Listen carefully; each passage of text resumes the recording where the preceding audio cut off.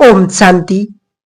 आज सुबह की साकार मुरली में बाबा ने बहुत स्पष्ट कहा कि अब तो मौत सामने खड़ा है। हाय हाय के बाद फिर जय जयकार होगी, होनी ही है। भारत में ही रक्त की नदियां बहनी है। सिविल वार के आसार भी दिखाई दे रहे हैं। बाबा कहते अब सिविल वार के आसार दिखाई दे रहे हैं। तमो प्रधान बन गए हैं।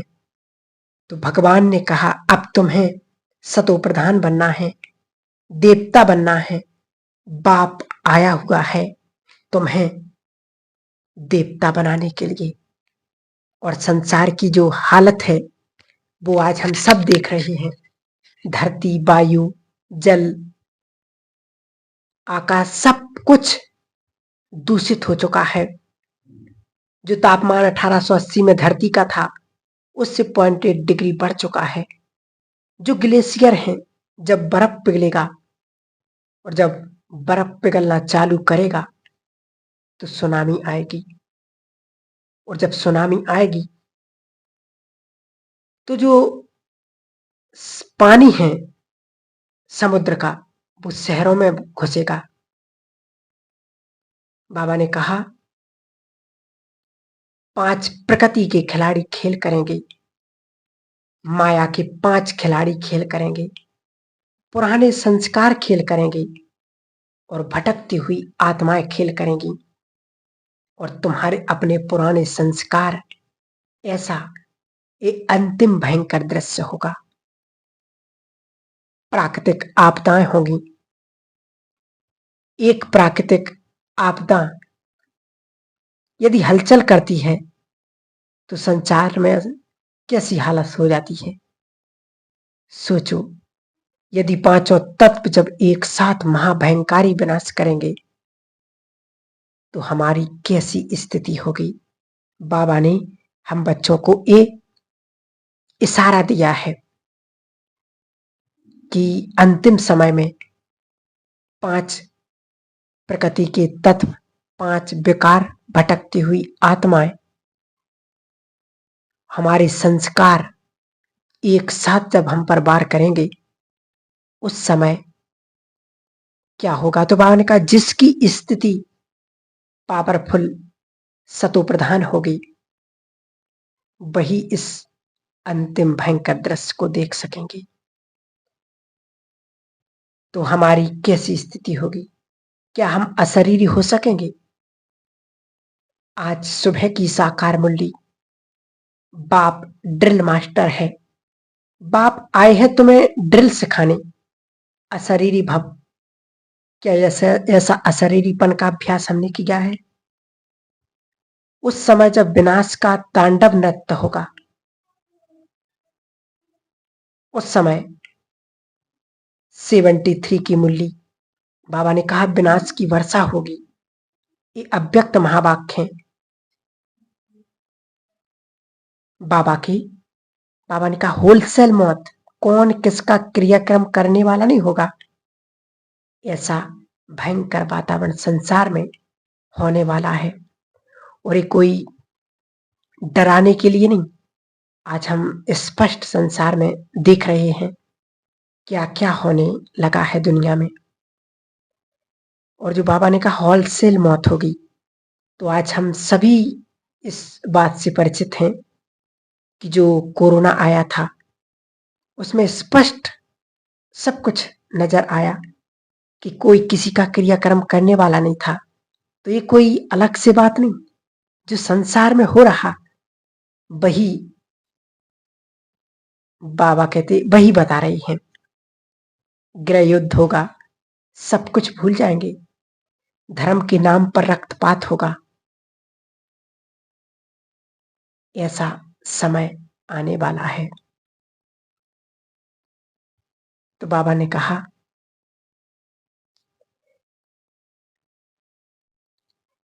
तो संसार में क्या क्या होगा उसका ये वर्णन है। बहुत खतरनाक होगा। सोचो, आंखें बंद करके कि रक्त की नदियां किसे कहा जाता है। नदियां बहेंगी मनुष्य के रक्त की। हाहाकार होगा। ये तो बाबा ने आज ही मुरली में कहा, बिल्कुल स्पष्ट, कि जय जयकार, हाहाकार होगा। भारत में रक्त की नदियां बहनी हैं, सिविलवार होगा। तो बाबा ने कहा सोचो आंखें बंद करके कि वो रक्त की नदियां कैसी होगी। लेकिन ये डराने के लिए नहीं, परंतु अव्यक्त महावाक्य हैं, मुरली में आई हुई बातें हैं, और ऐसा होगा क्योंकि जो कह रहा है वो संपूर्ण सत्य है। जो कह रहा है वो त्रिकालदर्शी है, सर्वज्ञ है, सब कुछ जानता है, परंतु इससे भी खतरनाक, इससे भी दर्दनाक, इससे भी भयानक, इससे भी डेंजरस दृश्य यहां होगा ब्राह्मण परिवार में, ब्राह्मणों के इस संसार में। और वो होगा खून के आंसू। मेडिसिन में कुछ ऐसी बीमारियां हैं जहां पेशेंट को खून के आंसू आते हैं, उसका कोई इलाज नहीं, परंतु हम स्थूल खून के आंसू की बात नहीं कह रहे। हम वो दर्द के आंसू, वो पीड़ा के आंसू, वो पश्चाताप के आंसू, उसकी बात कह रहे हैं। और जो आंसू और जो नदियां इस ब्राह्मण परिवार में, इस ब्राह्मण के शहर में, इस ब्राह्मणों की सभा में बहेंगी, वो पश्चाताप होगा। एक अव्यक्त बाणी है 70s की, जिसमें बाबा ने कहा ब्राह्मण परिवार में ये 3 बातों की रीति रस्म मत चालू करो। पाप करना, पश्चाताप करना, पौड़न, माफी मांगना। पाप करते रहो, पश्चाताप करते रहो, और फिर बार बार माफी मांगते रहो। बाप को लिखते रहते हैं कि बाबा माफ कर दो, गलती हो गई।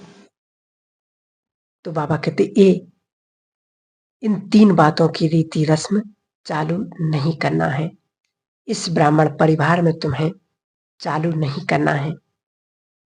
पाप, पश्चाताप और फिर माफी। बाबा कहते जो कारण है उसे समझो, चाहे वो व्यक्ति है, संबंध है, वस्तु है, जो कारण है उसे समाप्त करो। चाहे स्थान, समय क्या है, जो भी है, जिस वजह से है ये बंधन है, उसे समाप्त करो। बाबा ने कहा विकारों की मटकी फोड़ो, जहर का कलश। बाप आए हैं तुम पर ज्ञान का कलश रखने। अब पश्चाताप नहीं, प्रायश्चित करना है। बाबा संपूर्ण साक्षी हो जाएगा अंत समय में, और ये ब्राह्मण सभा शीश महल हो जाएगा। बाप उस समय संपूर्ण अनजान हो जाएगा। 2 शब्द है ना, पश्चाताप और प्रायश्चित। पश्चाताप अर्थात मेरे से गलती हो गई, आज के बाद नहीं करूंगा। चोरी हो गई, नहीं करूंगा। गलत बोल दिया, नहीं बोलना चाहिए था, गलती हो गई, बाबा माफ कर दो। ये है पश्चाताप। चालू है और चालू ही चालू है, परंतु प्रायश्चित कुछ और होता है। पश्चाताप कहता मैंने गलत किया, और प्रायश्चित कहता है मैं ही गलत हूं। चेतना का परिवर्तन जब होगा उसे कहा जाता है प्रायश्चित। केवल पश्चाताप करना और माफी मांगते रहना, परंतु ये सूक्ष्म अंतर है। वह पश्चाताप जो एक बार हो उसे प्रायश्चित कहा जाता है। बार बार गलती करते, बार बार खत लिखते और बाबा से माफी मांगते, तो बाबा कहते एक तीव्र पुरुषार्थी की निशानी नहीं है। तीव्र पुरुषार्थी की बाबा ने उसकी भाषा बताई है, परिभाषा है कि जो गलती एक बार की उसको दोबारा ना करना, अर्थात तीव्र पुरुषार्थ। ये परिभाषा तीव्र पुरुषार्थ की है। इस क्लास में 10 बातें देखें कि यदि अभी भी सावधान नहीं हुए, कल की मुरली में बाबा ने कहा, मीठे बच्चे, जिसके लिए ब्राह्मणों को पश्चाताप करना पड़े और खून के आंसू बहाने पड़े। बहुत सुंदर शब्द है रिपेंटेंस, दोनों के लिए प्रयोग होता है, प्रायश्चित या पश्चाताप। तो बाबा कहते हैं गलत हो गया, गलत कर दिया, उसके बाद छिपाया, और बड़ी बात। तो बाबा कहते उसको हमें छिपाना नहीं है, जो भी गलती हुई वो बाबा को बता करके, सौंप करके, माफी मांग करके और स्वयं को हल्का करना है। तो बाबा ने कहा दुनिया के सामने सब कुछ रख देना है। कहते नहीं, एक है पाप करना, परंतु उससे भी बड़ा अपराध है करके छिपाना। सबसे पहला पश्चाताप, सबसे पहली बात जिसके लिए ब्राह्मणों को पश्चाताप करना पड़ेगा और हम उस लिस्ट में ना आए। यदि हम चाहते हैं तो अभी सावधान, अभी अलर्ट, अभी जागृत, अभी ही चौकन्ना हमें होना है।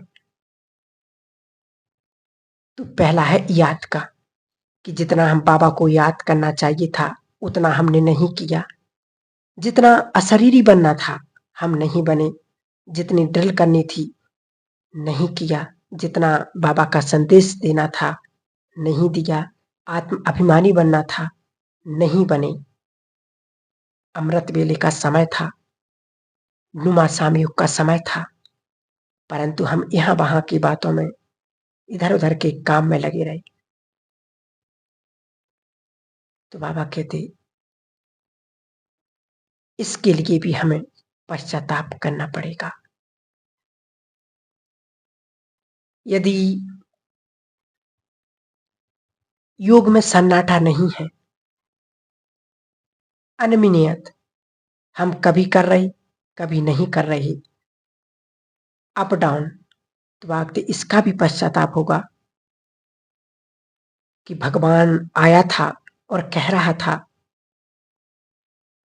कि तुम ये करो, अतीन्द्रिय सुख का अनुभव किया नहीं, उसका भी पश्चाताप हमें करना होगा। ऐसा समय आने वाला है, इसलिए बाबा सावधानी दे रहे कि अपने मन में जो भी कड़वाहट है, आज समय को हम देख रहे, संसार की हालत दिन प्रतिदिन बदलती जा रही है। तो इस समय को देखते हुए जो बाबा इशारे दे रहे हैं, उस इस स्मृति के साथ साथ उस अनुसार ही हमें अपने पुरुषार्थ को तीव्र बनाना है। ईश्वरीय शक्तियों से भरने का समय था, परंतु हमने नहीं भरा, तो ये दर्दनाक सीन सामने आएगा और भटकती हुई आत्माओं का प्रकोप होगा। तब हम भयभीत हो गए। यदि उस समय हम भयभीत हो जाएंगे, समय था, अवसर था, स्थान था, परंतु मैंने नहीं बनाया, दुख होगा। भगवान आया था, स्वयं से बात करना है। संगम युग में स्वयं को स्पिरिचुअल पावर से अपने आप को भरने का था, परंतु मैंने नहीं भरा। तो इससे भयानक दृश्य संसार में, ब्राह्मण परिवार में आने वाला है। इसलिए अपने आप को बहुत ही भरना है स्पिरिचुअल पावर से। बाबा ने कहा कि बाप तुम्हें नंबरवार पद पाने के लिए पढ़ा रहे हैं, परंतु बच्चे नंबरवार हो जाते हैं, एक जैसा पढ़ा रहे। तुम बच्चों को वर्ल्ड की हिस्ट्री समझाई, इस समय बाप कहते हैं मेहनत करो तो तुम सच्चा सोना बन जाएंगे। सत्युग है गोल्डन एज, उसके लिए तुम पढ़ाई करो। तो समय को देखते हुए हमें वो पुरुषार्थ करना है। बाबा ने कहा अंतिम समय में जिसकी जो कमजोरी रह गई है वही बाहर आएगी, जिससे भयभीत थे वही बार करेगी। उसके बाद हम कुछ नहीं कर पाएंगे। समय था जितनी हम दुआएं कमाना चाहते थे उतनी नहीं कमाई। बाप की दुआएं, ब्राह्मण परिवार की दुआएं, स्वयं की दुआएं, परंतु नहीं कमा पाए। उसके लिए भी पश्चाताप करना पड़ेगा। तो स्वयं को ऐसा तैयार करना है जिससे बाबा का नाम बांधा हो और हमें पश्चाताप ना करना पड़े। ठीक है। ओम शांति।